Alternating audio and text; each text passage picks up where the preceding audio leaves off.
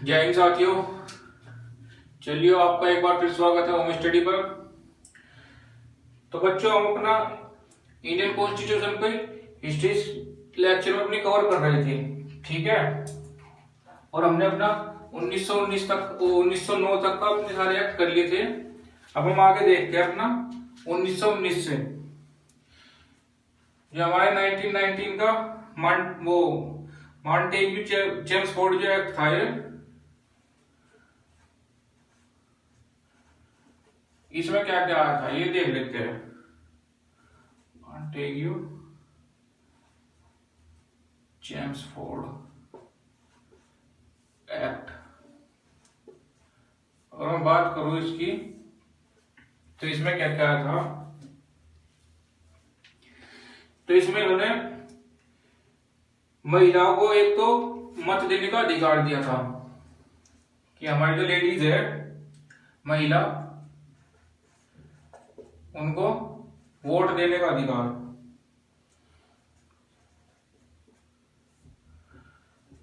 मत देने का अधिकार, ठीक है। वोट देने का अधिकार दिया था और प्रत्यक्ष चुनाव प्रणाली को लागू किया गया था, ठीक है। और इसमें जो है सिखों को, जो सिख समुदाय थे हमारे, उनको भी अपॉइंट किया गया था। अब इसमें केंद्र में 2 सदन विधायिका स्थापित हुई। केंद्र में 2 सदन विधायिका स्थापित की गई। एक थी विधान परिषद, पहली बार हुआ था एक विधान परिषद, और दूसरी थी हमारी विधानसभा।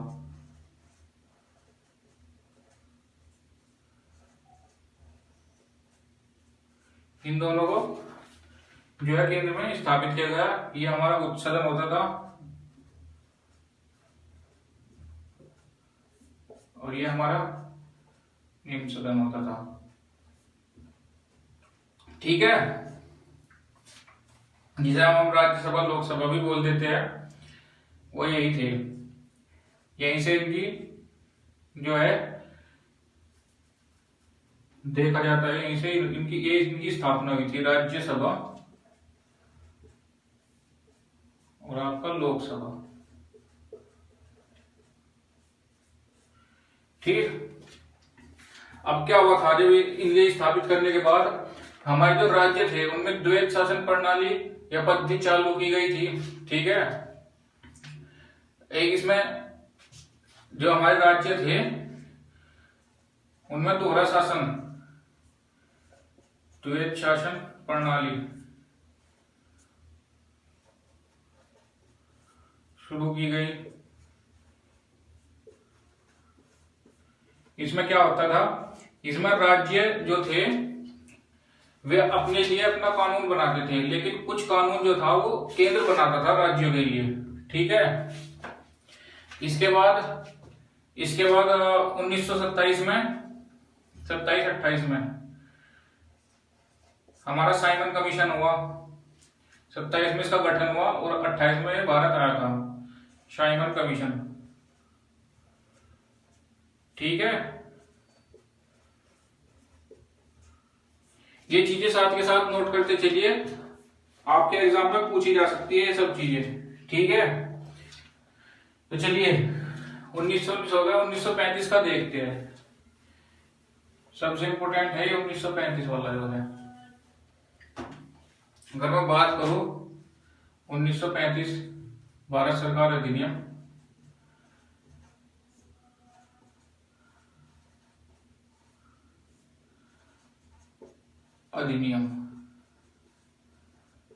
अगर मैं बात करता हूं इसकी, तो इसमें आपका जो संविधान था वो बन के तैयार हो गया था, ठीक है। 4 अगस्त 1935 को भारत सरकार अधिनियम बना, जिसमें भारत के संविधान निर्माण की बात अंतिम रूप से कह दी गई थी, ठीक है। और दस्तावेज भी थे सबसे बाद का, और सबसे जटिल दस्तावेज इसी को माना जाता है संविधान के लिए, ठीक है। इसमें जो हमारा संविधान बना था उसमें 221 अनुच्छेद थे, 10 अनुसूची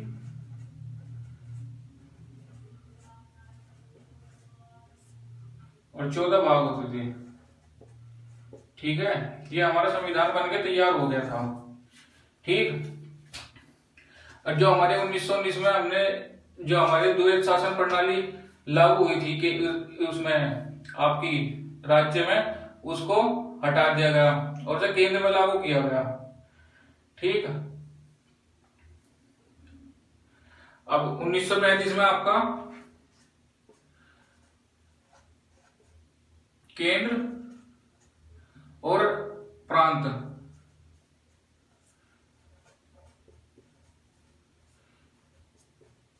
इन दोनों के बीच शक्तियों का बंटवारा किया गया कि किन मामलों में प्रांत कानून बना सकता है और किन मामलों में केंद्र कानून बना सकता है। 11 प्रांत में विधानसभा का गठन किया गया था। ठीक है, और इसी अधिनियम के द्वारा जो आपका म्यांमार है उसे भारत से अलग कर दिया गया था। म्यांमार को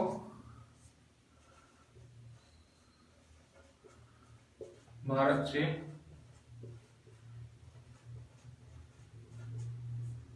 अलग किया गया 1935 में। ठीक है, अब अगर इसमें मैं और थोड़ा देखूं तो ऑल इंडिया यूनियन की स्थापना हो गई थी इसमें। ठीक है,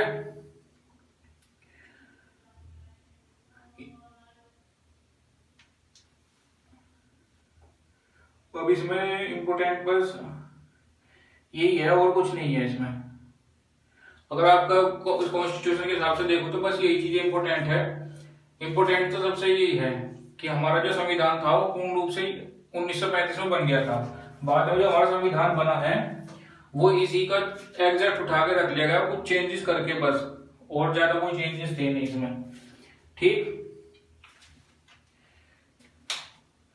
वैसे तो 1939 को ही आपकी मुस्लिम लीग मुक्ति दिवस भी मनाया जाता है। ठीक है, 1937 में कांग्रेस ने चुनाव कराए थे पहली बार। ये सब चीजें इसी में थी, बट जो आपके कॉन्स्टिट्यूशन के हिसाब से है वो ये इंपोर्टेंट है। चलिए अब अपना आपका एक्ट देखते हैं। अगर मैं इसके बाद की बात करूं तो इसके बाद 1942 में क्रिप्स मिशन भारत आया था।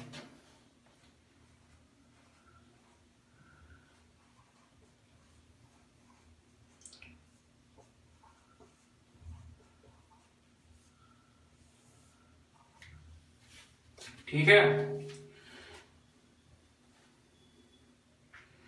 जो आपके ब्रिटिश के पीएम थे विंस्टन चर्चिल, इन्होंने स्टेज ऑफ क्रिप्स को मार्च 1942 में भारत भेजा था। क्रिप्स ने युद्ध के बाद अपने जो कॉन्स्टिट्यूशन असेंबली थी उसका गठन किया जाए, और क्या होता था इसमें भारत को इनका दर्जा वापस करने के लिए बात की गई थी।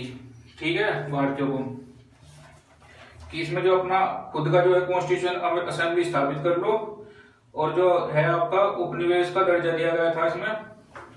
ठीक, लेकिन इसमें हुआ क्या था, इस महात्मा गांधी ने इस प्रस्ताव को जो है स्वीकार नहीं किया था। और क्या कहा था महात्मा गांधी ने से पोस्ट डार्क चेक ये कह के रिजेक्ट कर दिया था। ठीक है, और नेहरू जी ने क्या कहा था इसमें कि डूबते हुए बैंक के नाम एक चेक। ये दो चीजें पूछ ली जाती है आपके एग्जाम में कि ये बातें किसने कही थी और किसके लिए कही थी। डूबते हुए बैंक के नाम एक चेक। ठीक, अब आपका आ जाता है 1946 का कैबिनेट मिशन। ये आपका आखिरी है और हमारे यहीं तक जो है अगर हिस्ट्री देखी जाए तो हिस्ट्री हमारी यहीं तक खत्म हो जाती है इसकी। अभी बनना स्टार्ट हो जाएगा इसके बाद। ठीक, और अब बात करूं 1946 कैबिनेट मिशन। ठीक है, तो सेकेंड वर्ल्ड वॉर के बाद ब्रिटेन में 1945 में सर क्लीमन एटली के नेतृत्व में एक लेबर पार्टी की सरकार बनी थी। ठीक है, तो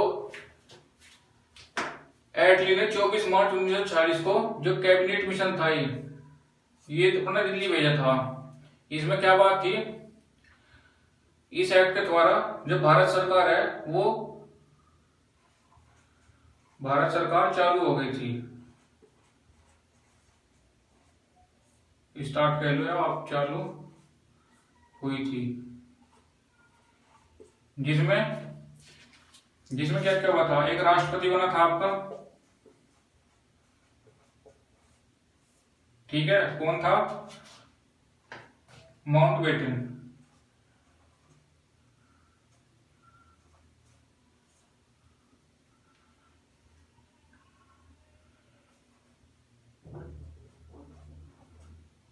ठीक, एक आपका उपराष्ट्रपति था,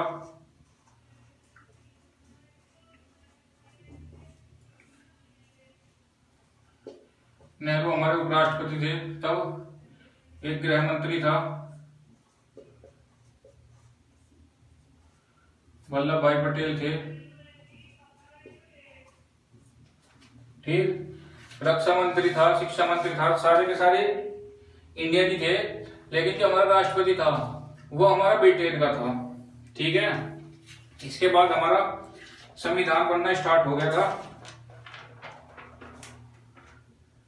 भारत को 1947 में आजादी मिल गई थी और उसके बाद हमारे संविधान का निर्माण शुरू हो गया था। तो चलिए दोस्तों, इसके बाद हम अपना संविधान का निर्माण पढ़ेंगे।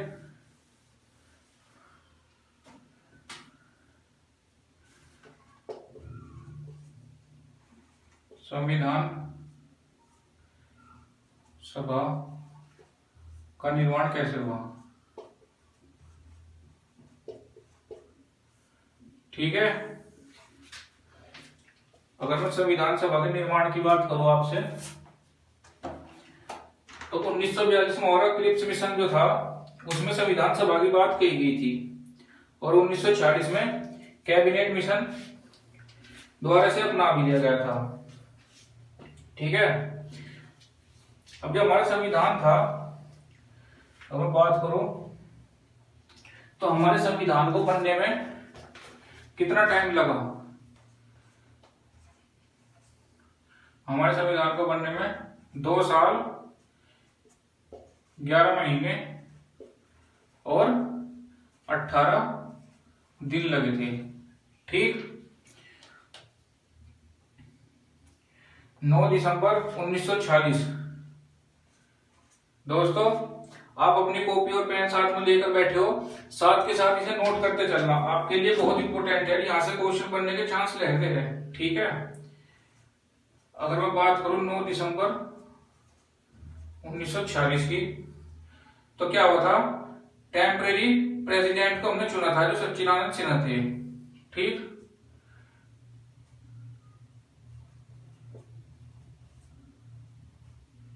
सच्चिदानंद सिन्हा क्या थे, अस्थायी अध्यक्ष थे। ठीक, और उसके 2 दिन बाद 11 दिसंबर 1946 में क्या हुआ, हमारे राजेंद्र प्रसाद परमानेंट अध्यक्ष बने इसके। राजेंद्र प्रसाद स्थायी अध्यक्ष। ठीक है, स्थायी अध्यक्ष चुने गए थे और इसके ही ठीक 2 दिन बाद 13 दिसंबर 1946 को क्या हुआ था, हमारा प्रस्ताव जो है वो पेश किया गया था नेहरू रिपोर्ट के द्वारा। जो हमारी प्रियम्बल है, जिसे हम अपनी संविधान की प्रस्तावना बोलते हैं, क्या हुआ था, नेहरू रिपोर्ट के द्वारा से पेश किया गया था और 22 जनवरी 1947 को अपनाया गया था प्रियम्बल को।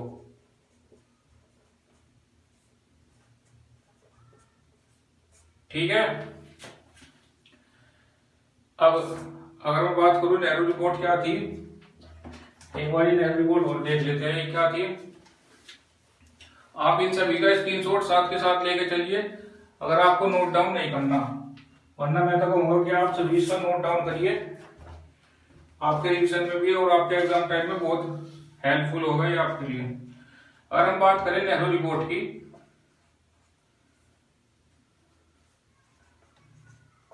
ये क्या थी नेहरू रिपोर्ट। तो नेहरू ने जब रिपोर्ट है 13 दिसंबर 1946 को दी।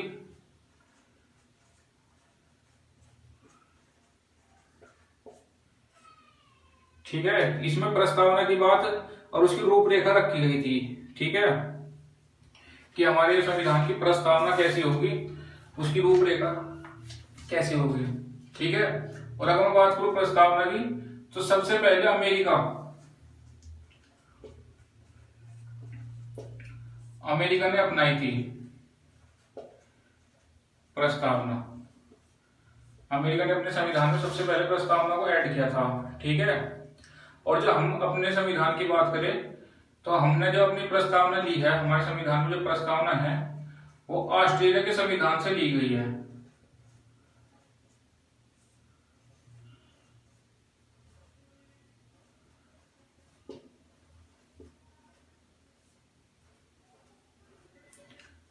दोस्तों बहुत ही इंपॉर्टेंट टॉपिक है ये सभी। ठीक है, एग्जाम में बहुत बार पूछे गए हैं, तो अपना साथ के साथ इन्हें नोट डाउन करते हुए चलिए और पढ़ते हुए चलिए। ठीक है, और अगर मैं बात करूं इससे आगे, हमने अपनी जो प्रस्तावना है वो ऑस्ट्रेलिया के संविधान से ली है। और सबसे पहले किसने अपनाई थी, अमेरिका ने सबसे पहले प्रस्तावना अपनाई थी। ठीक, 22 जुलाई 1947।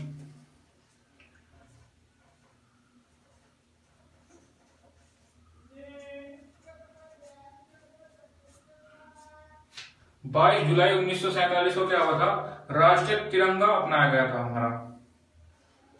जो हमारा राष्ट्रीय तिरंगा है, जो हमारा झंडा है, वो अपनाया गया था। राष्ट्रीय तिरंगा अपनाया। ठीक, अब इससे आगे अगर हम संविधान की निर्माण में चले, तो संविधान निर्माण के लिए क्या हुआ था, 21 कमेटियां बनी थी। ठीक है,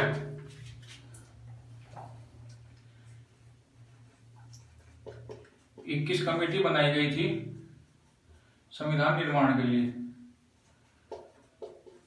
ठीक, इनमें जो 8 थी वो आपकी बिग कमेटी थी, बड़ी, और 13 छोटी कमेटी थी।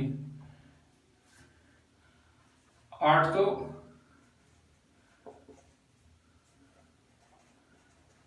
बड़ी कमेटी बनी और 13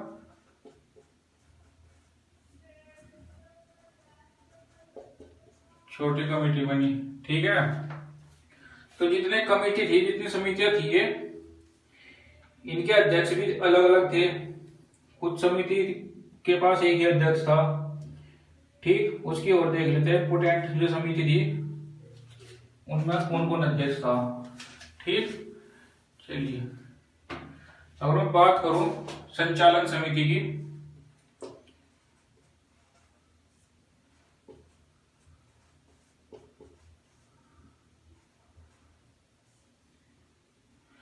तो इसका कौन था अध्यक्ष, राजेंद्र प्रसाद। ठीक, अगर सेकंड की बात करूं संविधान संघीय समिति, संघीय संविधान समिति। अगर मैं इसकी बात करूं तो पंडित जवाहरलाल नेहरू इसके अध्यक्ष थे। ये तो सांख्यिकी होगी। और अगर मैं प्रांत की बात करूं तो प्रांत में कौन नेतृत्व कर रहा था?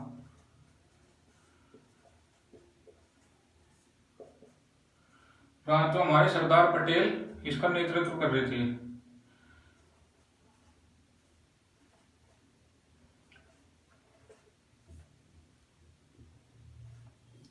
ठीक। जो हमारी प्रारूप थी, जो हमारे संविधान का प्रारूप है, उस समिति का अध्यक्ष कौन था? उस समिति का अध्यक्ष है हमारे डॉक्टर अंबेडकर। प्रारूप समिति कौन था? डॉक्टर अंबेडकर। ठीक। संघीय शक्ति समिति जो थी वो नेहरू जी के पास थी। संघ शक्ति समिति पंडित नेहरू इनके पास थी। ठीक है। और अगर मैं बात करूं मौलिक अधिकार और अल्पसंख्यकों संबंधी जो समिति थी वो किसके पास थी?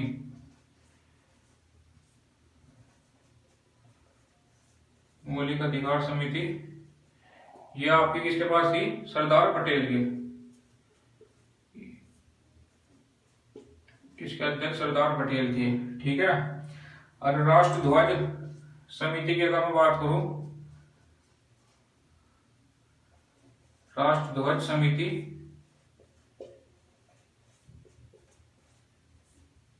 इसके अध्यक्ष डॉक्टर राजेंद्र प्रसाद थे। तो ये कुछ इंपोर्टेंट समिति लिखवाई है मैंने आपको, इन्हें एग्जाम में बहुत बार पूछा गया है। ठीक है। तो इन्हें आप अपनी कॉपी में नोट डाउन कर लीजिए और चाहे तो आप इनका स्क्रीनशॉट लीजिए अगर आपको बाद में लिखना है। ठीक है। लेकिन ये बहुत इंपॉर्टेंट समिति है, इनसे क्वेश्चन एसएससी में तो बनता ही बनता है ये क्वेश्चन इनसे। ठीक। बहुत बार पूछा गया है एसएससी के अंदर। चलिए अब आगे देखते हैं। अगर मैं सीटों की बात करूं कि सीट कैसे कैसे बटी हुई थी हमारी,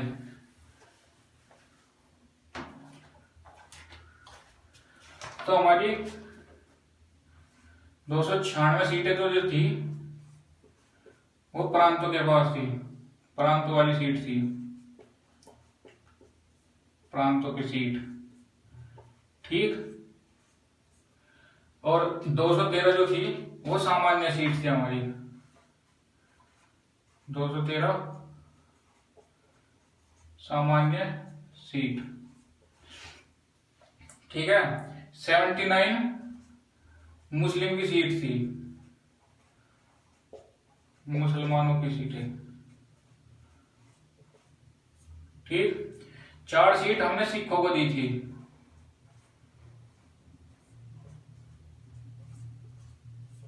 ठीक है। और इसके बाद अनुसूचित जनजाति के सदस्यों की जो संख्या थी इसमें, अगर मैं उसकी बात करूं तो वो 33 थी। जो हमारी अनुसूचित जनजाति होती है उनकी संख्या 33 थी। ठीक है। और महिला सदस्य की अगर मैं बात करूं तो उनकी संख्या कितनी थी? उनकी संख्या थी 15।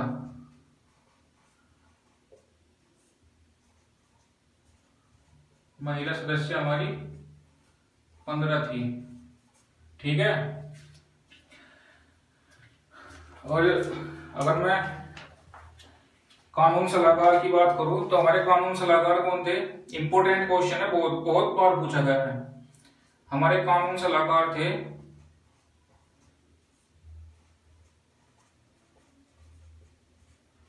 कौन थे? बीएन राव। ठीक है। इंपोर्टेंट क्वेश्चन है, बहुत बार पूछा गया है। इन्होंने क्या किया था, इन्होंने संविधान के प्रारूप को तैयार किया था। संविधान का प्रारूप इन्होंने ही तैयार किया था। संविधान के प्रारूप को तैयार किया। ठीक, चलिए अब हमारा ये हो गया। अब इससे आगे देखते हैं कुछ। अगर मैं इससे आगे बात करूं तो इससे आगे वो आपका संविधान स्टार्ट हो जाता है। ठीक है,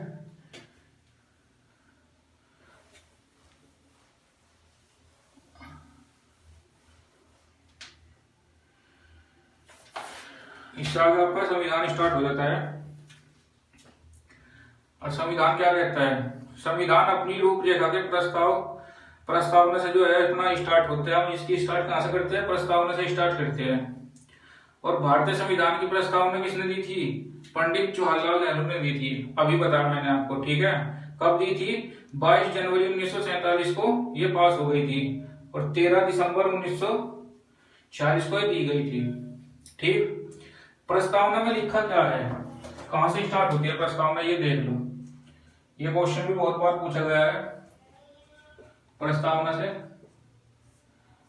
तो आपकी जो प्रस्तावना है वो आपकी स्टार्ट होती है कहां से, हम भारत के लोग। संविधान में सबसे पहले यही लिखा हुआ है प्रस्तावना में, हम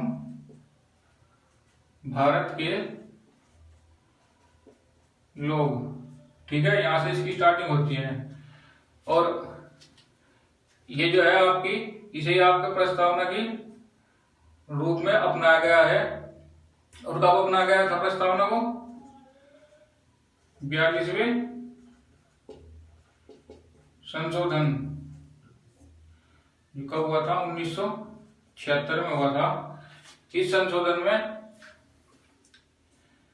क्या किया गया था, 3 नए शब्द जोड़ दिए गए थे प्रस्तावना के अंदर। प्रस्तावना में संशोधन करके 3 नए शब्द जोड़े गए थे, समाजवाद,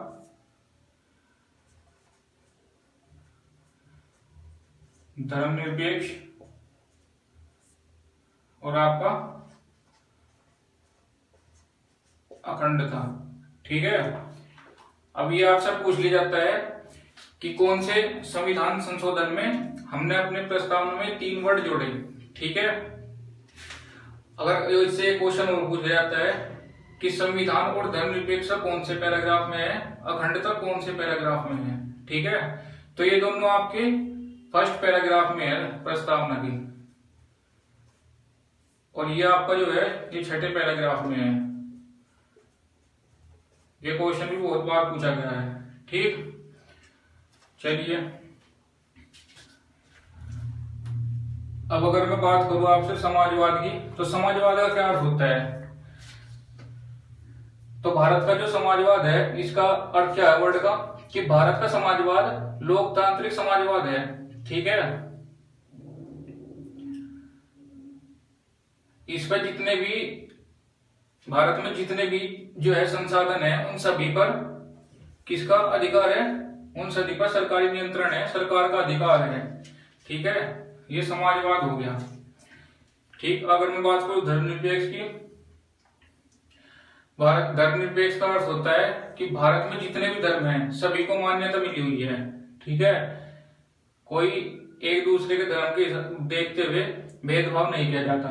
ठीक, अगर मैं अखंडता की बात करूं तो अखंडता क्या है, अखंडता बोलते हैं खंडित न होने वाला, जो खंडित नहीं हो सकता उसे अखंडता बोलते हैं। भारत का संविधान खंडित नहीं किया जा सकता।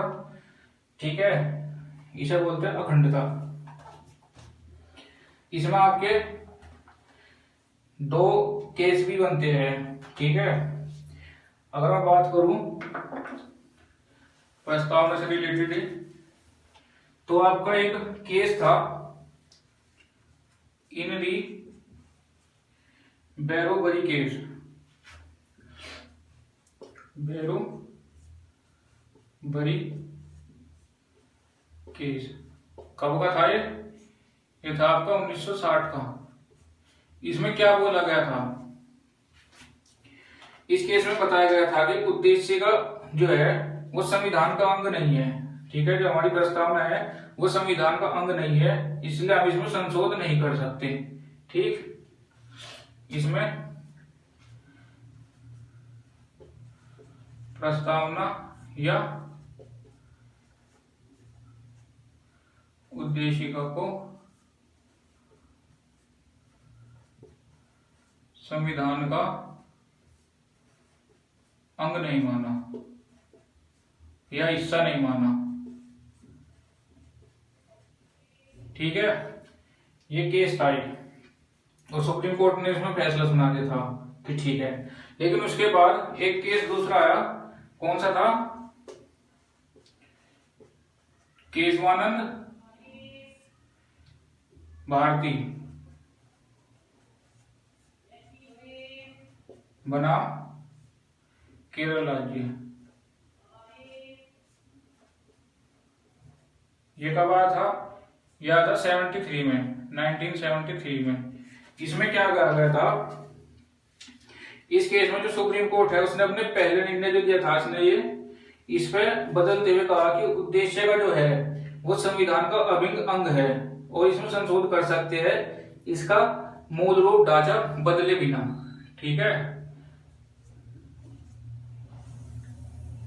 इसमें प्रस्तावना को संविधान का अंग माना।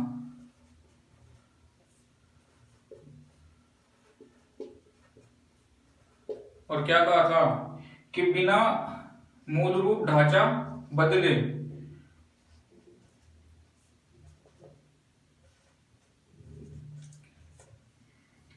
मूल रूप ढांचा बदले बिना हम इसमें जो है चेंजेस कर सकते हैं, लेकिन हमारा जो मूल रूप ढांचा है इसका प्रस्तावना का वो चेंज नहीं होना चाहिए। ठीक है, चलिए, जो हमारी प्रस्तावना है वो न्याय योग्य नहीं है। हमारा जो आपके वो थे आपके न्यायाधीश थे, क्या नाम था? न्याय मूर्ति हिदायतुल्लाह, इंपोर्टेंट है, लिख लेना। इन्होंने क्या कहा था? इन्होंने प्रस्तावना को मूल आत्मा कहा था संविधान की। संविधान की मूल आत्मा कहा था। ठीक, प्रस्तावना को। ठीक है, चलिए, अब हमारे यहां से अब इसके जो है संविधान के भाग स्टार्ट हो जाते हैं, वो हम अपना कल से स्टार्ट करेंगे। हमने आज बहुत सारा कवर किया है।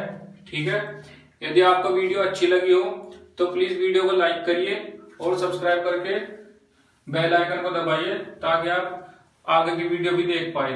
ठीक है, आपके दिल्ली पुलिस के लिए जो स्टूडेंट दिल्ली पुलिस की तैयारी में लगे हुए हैं उनके लिए बहुत ही हेल्पफुल क्लासेस है, बहुत अच्छा कंटेंट लेकर आए हैं हम आपके लिए।